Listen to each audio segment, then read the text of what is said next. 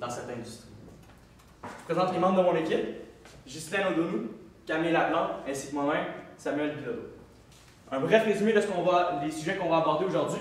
Donc, on parle principalement d'un bref résumé de la dernière année qui s'est déroulée depuis notre dernière édition d'Audi. Question de se résumer les faits, venir un peu synthétiser tous les événements qui ont eu lieu au cours de l'année. On parle également des diverses questions de comptabilité qui nous ont été demandées d'aborder, bien sûr, pour venir compléter la mission d'Audi. Ensuite, quelques points au niveau de recommandations quant à un référentiel comptable qui pourrait être appliqué. On sait que le client nous a demandé de lui fournir une opinion à ce sujet-là. C'est ce qu'on va effectuer aujourd'hui. Puis finalement, un bref retour sur la mission d'Audi qui va avoir lieu, on le sait, dans quelques temps. Si on commence principalement au niveau des faits saillants de l'entreprise. Donc, on sait que c'est une entreprise qui était historiquement très solide financièrement. Il est arrivé plusieurs événements, donc on sait que la situation en ce moment est un petit peu plus précaire. On va regarder ça tout en détail au fil de la présentation. Ensuite, on regarde un marché qui est de plus en plus concurrentiel, ce qui est extrêmement important de noter parce que c'est une des principales raisons pourquoi la santé financière de l'entreprise est plus difficile. Et finalement, on parle des tendances vertes, donc on parle d'eau, énergie renouvelable bien sûr. Les tendances vertes qui sont les tendances fortes du marché actuellement, c'est des sujets qu'on va aborder au fur et à mesure de la présentation. Si on débute tout d'abord avec la situation actuelle de l'entreprise, on sait que la dette a augmenté de 500 000 $ au cours de l'exercice. Une dette qui est passée de 550 000 $ à près d'1 50 000 $ au cours de l'exercice. Cette dette-là est assortie de conditions très précises, très strictes au niveau des ratios à respecter. On parle d'un ratio de capitaux empruntés sur capitaux propres au maximum 2 pour 1. Ensuite, on a le ratio de fonds de roulement qui, lui, est à respecter. On parle de 1,2 au niveau de ce ratio-là. S'ils ne sont pas respectés, la banque peut à tout moment rappeler le prêt, ce qui est extrêmement important et ce qui pourrait mettre, si je peux dire, en péril la santé financière de l'entreprise. Quelques brefs résumés au niveau des ratios, comme je vous expliquais. Au niveau du ratio de capitaux empruntés sur capitaux propres, on est à 1,805. Donc, on respecte le ratio, on se situe sous le ratio de 2 pour 1. Au niveau du ratio de fonds de roulement, on est à 1,528. Donc, là également, on respecte le ratio. Il est important de noter que ces ratios-là sont selon les critères actuels. Donc, on va parler au fur et à mesure de la présentation de certaines problématiques comptables. On va vous représenter par la suite les ratios calculés. On va voir s'ils les respectent par la suite. On parle on savait qu'en 2014, on développait un nouveau type de réservoir d'eau chaude avec stockage. Donc, c'était une nouvelle ligne de produits en 2014. Au niveau de l'exercice, en 2015, on parle d'un rendement important quant à cette gamme de produits-là. Donc, c'est des produits qui sont extrêmement prisés, mais toutefois, c'est des produits qui sont moins sensibles au niveau environnemental. Bien sûr, la température de l'eau se doit d'être à un point précis. Donc, on parle de 60 à 65 degrés Celsius au niveau du réservoir, ce qui est assez difficile à contrôler. On va en parler un petit peu plus tard. Finalement, une garantie de 10 ans qui est assortie avec ces réservoirs-là. Il y a eu des problèmes fréquents au cours de l'exercice. On parle de plusieurs plaintes, une cinquantaine de plaintes au total. Ces plaintes-là sont liées à des blessures qui ont eu lieu parce que l'eau était trop chaude pour certains utilisateurs de ces produits-là. Selon les ingénieurs de l'entreprise qui ont été faire des vérifications chez les clients, on parle d'un niveau potentiel de plainte de plus de 300 plaintes parce qu'on a vendu près de 1000 unités de ce produit-là. Bien sûr, ce qui est important de mentionner et qui est important de préciser, ces plaintes-là, on parle de blessures, on parle de potentiel recours qui pourrait être assez important également, ce qui est non négligeable, bien sûr. Au niveau de la poursuite environnementale qui a eu lieu au cours de l'exercice, donc il y a un groupe de pression environnementale qui ont intenté une poursuite contre l'entreprise, contre l'entité, pour plus de 2 millions de dollars parce qu'ils jugent que nos chauffe-eau sont nocifs pour l'environnement. Donc, ça va être important, on va parler de la comptabilisation un petit peu plus tard. Donc, c'est un fait qui est extrêmement important à noter. La poursuite a été reçue toutefois par l'entreprise qu'au début 2016. Donc, on va, comme je vous explique, on va aborder le tout là, de manière plus précise au niveau de la comptabilisation. Ensuite, on parle d'une nouvelle technologie qui est en développement dans l'entreprise. On va chercher à en savoir plus parce que selon les informations qu'on a, c'est simplement qu'une nouvelle technologie. Donc, bien sûr, il va falloir s'assurer de savoir et de bien comprendre ce que c'est. La fin du développement est plutôt mitigée. Jean, donc le président de l'entreprise, lui parle que le produit est prêt, le produit est fini. Quand on parle aux ingénieurs, on se rend compte que le produit n'est pas tout à fait prêt selon les conditions d'utilisation ce produit-là pourrait, par exemple, être extrêmement important pour l'entreprise. Donc, ça va être important de venir comprendre ce qu'il y en est avec cette situation-là, puis être capable de bien la juger à ce moment-là. On parle également d'un chauffe-eau solaire qui est en développement pour l'entreprise, donc qui fonctionne à panneaux solaires, ce qui peut être extrêmement bénéfique pour l'entreprise, parce que comme on sait, l'industrie a une tendance verte dans les derniers temps, une énergie renouvelable, une énergie solaire à faible coût. Je vous ai dressé ici un bref portrait des avantages versus les inconvénients du chauffe-eau solaire. Donc si on regarde, grande possibilité d'avantages fiscaux au niveau des États, au niveau des provinces qui offrent beaucoup de subventions. Donc on parle qu'on peut aller chercher à près de 400 000 $ de subventions. On va parler de la comptabilisation un petit peu plus tard, mais c'est quelque chose qui pourrait être extrêmement bénéfique pour l'entreprise. Réduction des déchets toxiques, image de marque, c'est des points qui sont extrêmement importants pour une entreprise, qui sont, oui, difficilement quantifiables, mais qui sont ô combien importants pour une entreprise, on le sait. Au niveau des désavantages, on sait que les délais de fabrication sont un petit peu plus longs pour cette gamme de produits-là et sont plus coûteux d'ailleurs. Donc en 2015, l'entreprise a annoncé qu'elle allait s'installer dans cette gamme de produits-là. Toutefois, elle n'a pas encore débuté la construction et le développement de cette ligne de produits. Pour enchaîner avec le contrat commercial qu'on a signé au cours de l'exercice, on parle d'un important contrat d'1,7 million de dollars avec un entrepreneur local. Bien sûr, c'est un contrat qui est ultra important pour l'entreprise. Fourniture de chauffe-eau, installation, entretien, ce sont des produits qu'on offre, ce sont des services qu'on offre à cet entrepreneur-là. Puis comme on le sait, les entrepreneurs ne se limitent pas qu'à un seul projet, bien sûr. Donc les possibilités de partenariat futur sont incroyables. Si on passe aux questions de comptabilité. Donc, nous avons relevé plusieurs problèmes de comptabilité au niveau de la comptabilisation que le client il a fait actuellement. Si nous passons aux produits défectueux, la situation actuelle, c'est que nous avons des clients blessés suite aux problèmes de température des chauffages installés. Nous avons des frais de 25 000 qui sont déjà engagés durant l'exercice 2015 que nous venons de terminer. Mais il y a toutefois des possibilités de réclamation future parce que nous savons que 1000 unités de ce type de chauffage ont été vendues au cours de l'exercice. Puis l'ingénieur estime qu'il pourrait y avoir 300 réclamations durant le prochain exercice parce que les chauffe-eau sont vendus à des familles nombreuses, puis les réclamations proviennent souvent de ces familles nombreuses-là. Donc, au niveau de la norme, ce que la norme dit, c'est que quand il y a une probabilité de sortie de ressources économiques qui découle d'un fait passé, que le montant est estimable, mais que le montant est estimable, mais que le moment n'est pas estimable, il y a lieu de comptabiliser une dette estimative. Ici, nous venons donc comptabiliser une dette estimative de 150 000 $ durant cet exercice. Le calcul, c'est bien simple, 500 $ par réclamation selon les estimations, fois les 300 $ de réclamation qu'il pourrait y avoir selon l'ingénieur. L'impact sur les états financiers, ça va être une augmentation des passifs, ce qui vient bien sûr avoir un impact sur le ratio que le client doit respecter pour sa dette.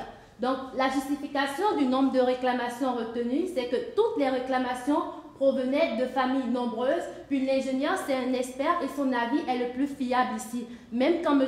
Jean, il nous dit qu'il aura juste 50 réclamations, on privilégie l'avis de l'ingénieur parce que c'est lui l'expert dans le domaine.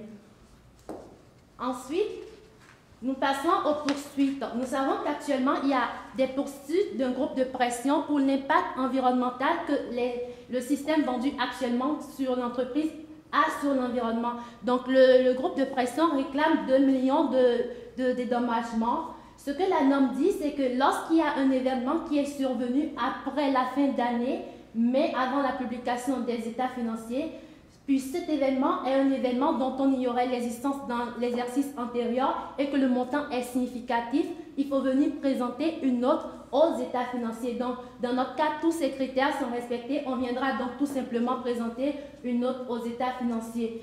Puis, on pourrait recommander à notre client d'engager un avocat parce qu'il s'agit quand même de 2 millions. C'est un montant qui est très significatif. Puis, ce groupe de pression a sûrement des arguments qui sont très signifiants. Ensuite, nous allons passer aux frais de développement. Actuellement, nous avons 728 000 de frais de développement qui sont capitalisés par la société et qui sont amortis. Il y a un amortissement de 73 000 qui a été pris sur ces frais de développement-là. Ce que la norme dit, c'est que pour capitaliser des frais de développement, il faut qu'on ait 5 critères de respecter. Les critères sont la faisabilité technique, l'intention d'achever le projet, la capacité financière pour achever le projet un marché qui est disponible et une estimation fiable des coûts du projet. Dans notre cas ici, tous les critères sont respectés, sauf le critère de capacité financière, parce que l'ingénieur estime qu'il faut 100 000 $ pour achever le projet, mais nous ne savons pas comment aller chercher ces 100 000 $. L'impact, ça va donc être des frais de développement de 655 000 à inclure en charge. Nous mentionnons que ces frais de 655 000 sont actuellement en actif dans nos états financiers. Il y a donc aussi une réduction de l'amortissement de 73 000 qui a été prise durant l'exercice, qui doit être annulé parce que nous ne voulons pas qu'il y ait un post-amortissement relatif au développement des produits qui apparaissent dans nos états financiers alors que nous n'avons pas de développement de produits qui est capitalisé.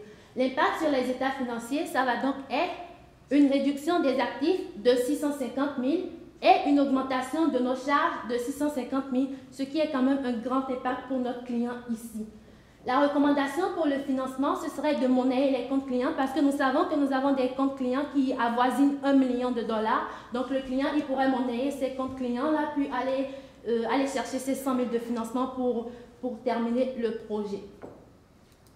Ensuite, nous avions une problématique au niveau du contrat de 2 ans que le client a actuellement avec l'un de ses fournisseurs. Nous savons que les conditions du contrat, c'est que le client, il fournisse les systèmes qui s'assure de l'installation et qui assure la réparation sur 2 années. Puis nous savons aussi que au cas où il y aurait des réclamations à faire, c'est le client qui va s'en charger et non le fournisseur.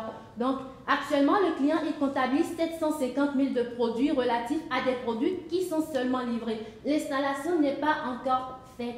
Ce que les normes disent, c'est que pour comptabiliser des produits, il faut que plusieurs critères soient respectés. Nous avons 4 critères, soit le transfert des risques et avantages, la non-implication dans la gestion, les avantages économiques futurs à recevoir, puis une estimation fiable des revenus et des coûts. Ici, il y a 2 critères qui sont respectés, soit les avantages économiques futurs à recevoir. Nous avons un contrat qui est signé, puis nous avons aussi une estimation fiable des revenus. Toutefois, il n'y a pas de transfert des risques et avantages parce que le client, il a juste livré les marchandises, puis l'installation n'est pas encore faite, puis il y a toujours une implication dans la gestion due au fait que l'installation n'est pas encore faite, puis c'est lui qui doit s'en charger. L'impact, ça va donc être de ne pas comptabiliser les produits de 750 000 au cours de l'exercice. Ça viendra diminuer nos produits de 750 000 encore une fois. Ensuite, nous avons évidemment une réduction des comptes clients de 750 000, ce qui vient vraiment affecter notre critère pour la dette, parce que ça vient affecter nos fonds de roulement. Donc, ensuite, au niveau de la subvention, donc, le gouvernement nous a fait une promesse qu'elle allait nous verser une subvention si on mettait en place un système de chauffe-eau à énergie solaire. Donc, présentement, comme on n'a pas encore mis en place le développement, donc on a seulement fait quelques tests au niveau de la recherche, on ne pourra pas juger qu'on respecte les critères, justement, de mise en marché des chauffe-eau à énergie solaire. Donc, c'est pour ça qu'on n'aura pas on a malgré tout une probabilité de recevoir la subvention, mais on ne respecte pas encore toutes les conditions. Donc, c'est pour cela qu'on ne pourra pas tout de suite comptabiliser les produits de subvention qui vont être à recevoir. Donc, ce qui aura lieu, c'est de diminuer effectivement les produits de 400 000 $. Puis, lors du respect des conditions, donc quand on va mettre en vente le projet de développement à énergie solaire, là, il y aura lieu de voir si on respecte les critères de la subvention pour ensuite la comptabiliser. Donc, par la suite, on avait aussi des stocks de 30 000 $ qu'on avait acquis pour faire les tests. Donc, on considère vraiment qu'il s'agit de stocks qui sont vraiment là pour seulement faire les tests. Donc, on parle vraiment de frais qui sont reliés à la recherche. Donc, ce n'est pas des stocks qu'on peut pouvoir détenir comme étant de la matière première qui va servir à produire des produits finis qu'on va mettre en vente au marché. Donc, c'est pour ça qu'on va vraiment venir sortir les stocks à l'actif puis qu'on va les comptabiliser tout simplement en charge. Donc, plus bas un petit peu. Donc, on voit ici l'impact total sur les états financiers d'avant avec les impacts qu'on a modifiés, puis l'état financier final avec toutes les modifications qu'on a apportées. Donc, suite à ces modifications-là, on voit vraiment que les ratios ne seront plus respectés au niveau des capitaux empruntés parce que, naturellement, on est venu diminuer pas mal nos actifs, puis on a augmenté nos passifs, donc ce qui est venu nous donner un ratio de 6,43, ce qui est vraiment supérieur au ratio de 2 qu'on visait préalablement. Au niveau du fonds de roulement, c'est un peu mieux. On respecte le critère qui est en haut de 1,2, donc on parle d'un ratio qui est de 1,31. Donc à ce niveau-là, c'est pas si pire. Par contre, ce qu'on peut voir, c'est que là, malheureusement, on ne respectera pas tous les critères de la dette, donc on risque de perdre pas mal à 100% notre dette, qui est quand même un 500 000 $ pour lesquels on a besoin de vivre. Donc, il y aura lieu de renégocier la dette, de voir si, justement, il n'y a pas des ententes à faire avec la banque pour pouvoir garder un certain montant. Puis sinon, c'est sûr qu'en ayant, comme on a dit tout à l'heure, monnayer les comptes clients va avoir lieu de pouvoir payer une partie de la dette. Donc ça va nettement aider notre niveau de passif qui est assez élevé. On parle aussi de petites constatations au niveau de l'audit. Donc, on parle de frais de vente qui sont assez élevés. Donc, c'est quand même assez louche qu'une entreprise qui fait très peu de bénéfices engage autant de frais de vente. Donc, c'est sûr que si on réussissait à approuver l'approbation des dépenses, on pourrait peut-être voir s'il n'y a pas des postes de dépenses qu'on pourrait diminuer, donc ce qui accroîtrait naturellement le bénéfice, qui diminuerait aussi la perte nette. Donc, à ce niveau-là, l'entreprise se porterait peut-être un petit peu mieux. Au niveau du référentiel comptable, bien simple, le client nous a demandé une opinion quant à un nouveau référentiel comptable qu'il a entendu parler. Le référentiel comptable qu'on avait en tête, puis que le client avait probablement en tête, ce sont les IFRS, qui sont les normes internationales de comptabilisation au niveau de la comptabilité financière, au niveau des normes comptables. Ce qu'on suggère de dire au client, c'est ce qu'on va tenter de lui expliquer, bien sûr, c'est que ce ne sont pas des normes qui sont adaptées pour ce type d'entreprise-là. Ce sont des normes pour les sociétés publiques, les sociétés ouvertes, pour les grandes entreprises surtout, des normes qui sont extrêmement utiles au niveau de la comparabilité, par exemple, les grandes entreprises quand on est dans plusieurs pays différents.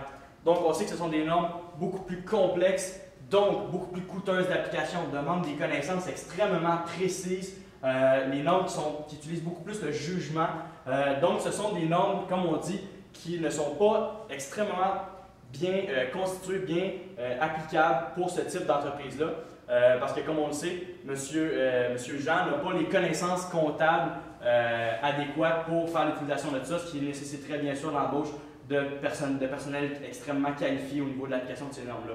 Ce ne sont pas des normes obligatoires, si je tiens à dire également, pour ce type d'entreprise-là qui a le choix d'appliquer soit les IFRS ou les NCSCF, qui sont les méthodes appliquées actuellement.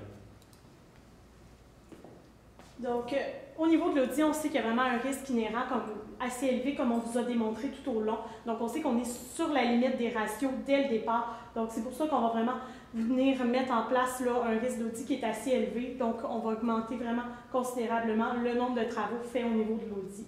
On propose aussi justement d'établir un seuil de signification qui est basé sur les actifs. Donc, ce qui va vraiment mettre en place là, les balises pour l'audit.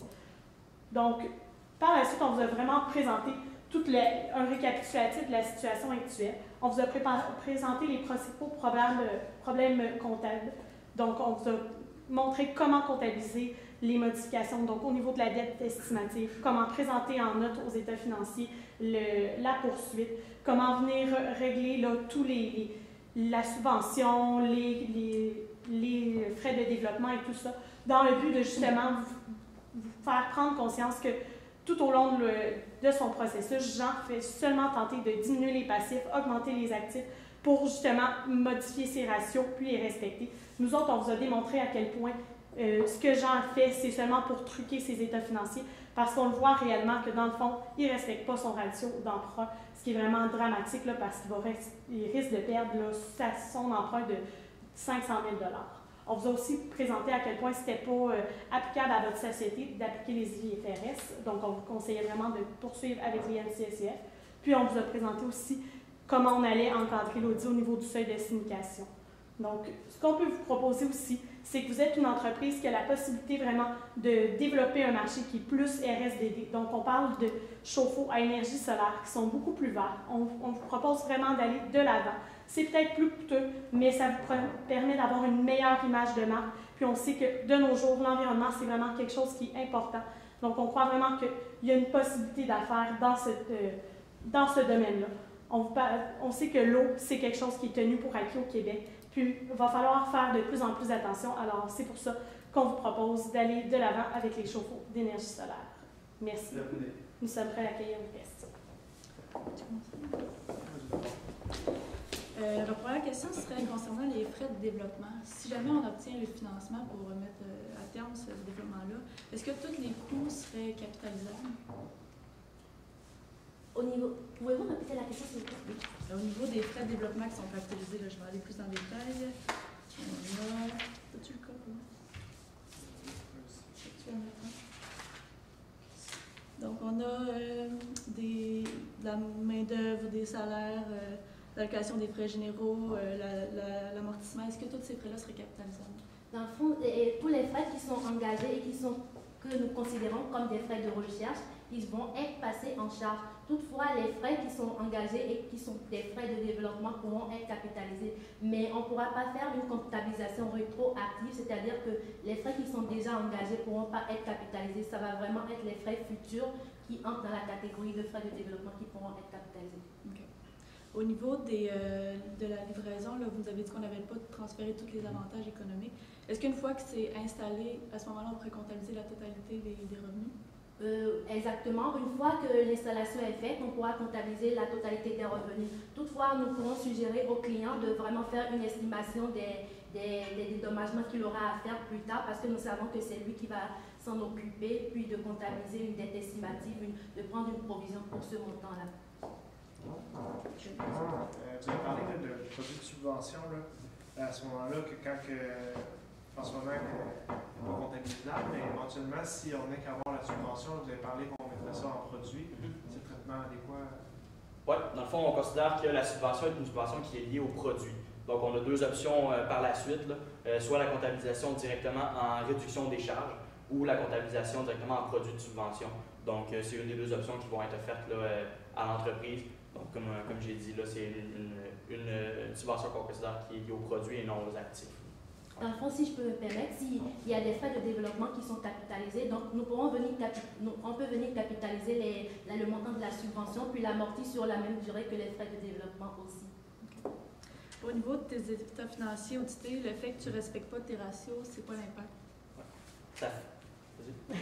En fait, le fait qu'on ne respecte pas le ratio d'emprunt fait en sorte que la dette va être rappelée. Donc, on sait qu'il y a une forte probabilité que la dette soit rappelée. Donc, c'est sûr que si on perd 500 000 en prêt, tous nos projets futurs de développement pour les panneaux solaires, etc., vont être compromis étant donné qu'on n'aura pas l'argent pour les financer.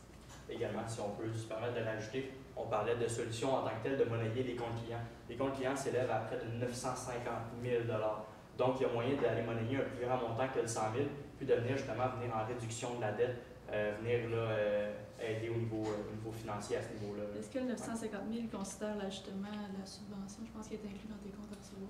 Non, c'est avant l'ajustement. Mais nous pourrons aussi procéder à une renégociation de la dette parce que actuellement, nous développons un nouveau produit qui est très prometteur. Donc, on pourrait aller vers la banque avec cet argument-là. Puis, je suis sûre que la banque va nous renégocier le prêt. Donc, y a-t-il une possibilité à ce moment-là avec la banque de faire en sorte que notre emprunt ne soit pas retiré? Là, Oui, nous pourrons conseiller aux clients de développer un argumentaire, de vraiment montrer ses perspectives d'avenir, de développer vraiment tout ça, puis d'aller vers la banque, puis d'essayer de renégocier le prêt. OK. Juste regarder si je n'avais pas d'autres questions. Non, ça fait le tour. Peut-être en poser une petite dernière. Là. Donc, nous, on est du côté de la vérification. Là. Vous avez dit que Jean truque ses états financiers. Est-ce qu'il y a des... qu'est-ce qu'on fait si Jean ne veut pas accepter? Bien sûr, on a toujours l'option de refuser la mission d'audit en tant que telle. Le cabinet peut se retirer en tout temps de la mission si jamais on a des indices qu'il y a collusion au niveau de, je dis collusion, mais s'il y a des indices de fraude au niveau de la haute direction de l'entreprise. Donc, c'est quelque chose qui va être extrêmement important de vérifier au niveau de l'audit en tant que tel. C'est ce que je pourrais recommander là, en cas de fraude prouvée, si jamais on découvre là, des éléments qui nous certifient la fraude. Mais en même temps, il s'agit d'une entreprise individuelle. Nous ne pensons pas vraiment que M. Jean, il fraude, mais il veut vraiment présenter ses états financiers de manière à respecter son ratio de dette. Donc, ce que nous pourrons faire, c'est de vraiment aller avec lui avec des solutions pour qu'il renégocie sa dette, lui montrer que c'est bien de présenter les états financiers de manière fidèle, mais il peut toujours négocier sa dette au cas où. Ben, merci. Merci.